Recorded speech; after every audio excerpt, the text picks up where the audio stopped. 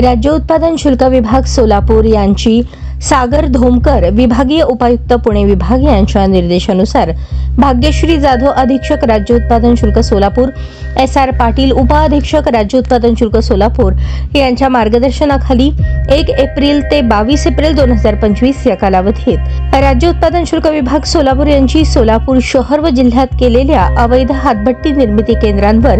अवैध देशी विदेशी मद्य विक्री व वाहतुकीवर केलेल्या धडक कारवाईत एकूण 205 गुन्हे नोंदवण्यात आले असून 221 जणांवर कारवाई करण्यात आली आहे। सदर कारवाईत 54,320 लिटर रसायन, 2,195 लिटर हातभट्टी दारू, 499.19 लिटर देशी मद्य, 498.74 बॅलर लिटर विदेशी मद्य, 90.52 लिटर बियर, 348 लिटर ताडी तसेच 11 वाहनांसह एकूण 40,86,747 रुपयांचा गुन्ह्यातील मुद्देमाल जप्त करण्यात आला आहे। तसेच या विभागाकडून या कालावधीत अवैध मद्य विक्री करणाऱ्या व मद्य पिण्यास परवानगी देणाऱ्या एकूण 89 धाब्यांवर गुन्हे नोंदवण्यात आले असून 137 आरोपींवर कारवाई करण्यात आलेली आहे।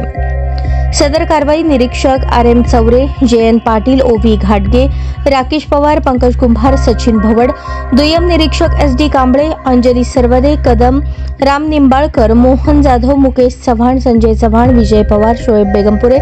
वसंत राठोड, चेतन वनगुंटी, इस्माईल गोडीकट, प्रशांत इंगोले, अनिल पांढरे, विनायक काळे, पवन उगले, योगराज तोगी, महिला जवान शिवानी मुढे, वाहन चालक रशीद शेख व दीपक वाघमारे यांनी पार पाडली।